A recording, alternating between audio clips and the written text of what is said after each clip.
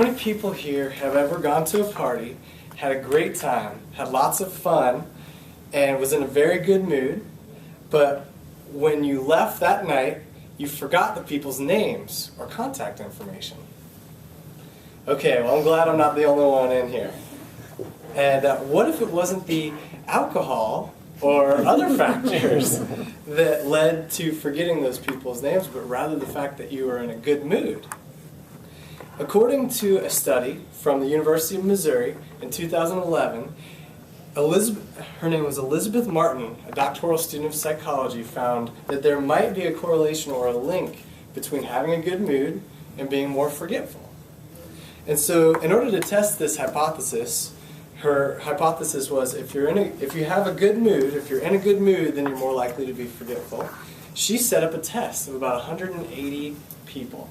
And so these 180 people were split up into two rooms.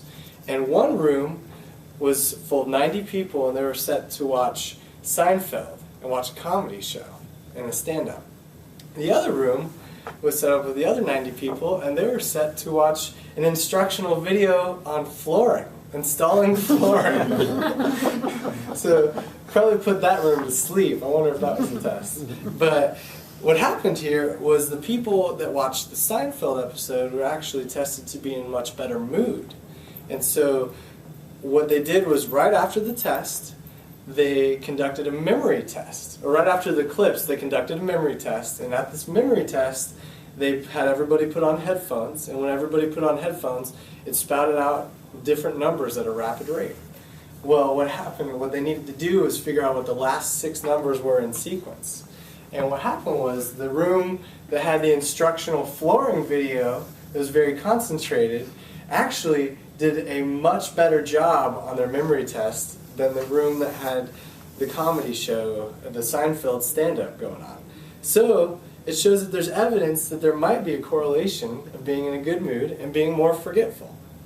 And so personally in my life, I have a motto that you just want to be, I want to be in a good mood, I want to have a good attitude, I want to find things to laugh at, and I want to be able to do my best in everything I do. And hearing this information and these findings from Elizabeth Martin was actually very good for me to hear. Because a lot of times, I was just very relieved because most of my life, I've struggled with short-term memory limitations. You know, I have a hard time remembering things.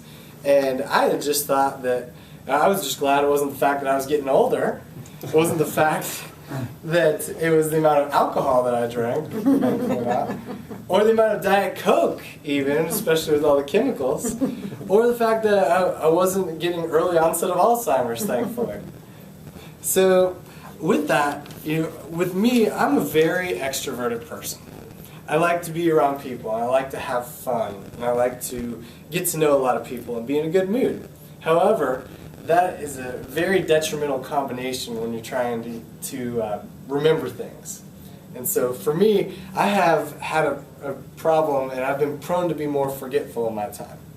And so I've seen this in a lot of different social situations for me, whether it be in high school or in college, at different mixers, after college, in church, in different singles groups. I would just meet a lot of people, and I would get to know a lot of people, but I would forget their names right after meeting them, or forget who they were, or just different simple things about them. So I decided to go ahead and come up with a couple of coping strategies to help whenever I forget people's names, and just in order to be able to help whenever that happens to me. And so the first thing that I do is whenever I see people that I forget their names, I greet them with a very vague greeting or a nickname. Like, hey man, how you doing? What's up, dude? What's going on? Hey girl, what's up? So, but then there comes a time when you are doing that enough to where you realize that you've met them 4 or 5 times and you still can't remember their name. You're like, hey, what's going on? And, but then you realize, okay, I'm going to need to know this person. So what you do then, the second coping strategy that I have, is that I go and I actually go introduce them to somebody else that I know.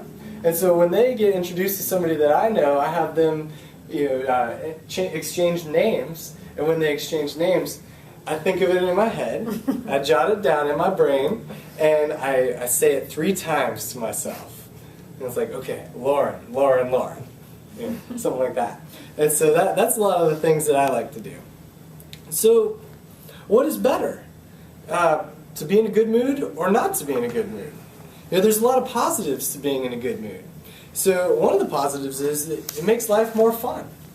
You get to have a lot of great times in life and just remember all these positive experiences. And it also shows, with researchers, show that it actually, you are able to increase your problem-solving skills. And so, but the negatives of that is that you actually, with having a good mood, the negatives could be that you actually forget the problem that you're trying to solve with your creative problem-solving skills.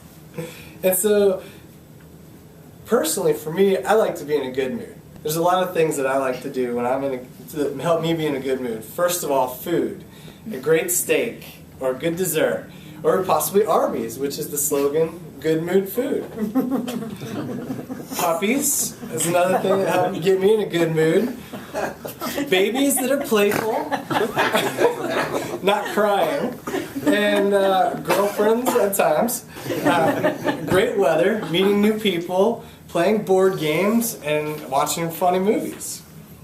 And so all these things are very fulfilling to me, and they're very fun and very enriching. And so that is why I like to be in a good mood. So the choice is yours.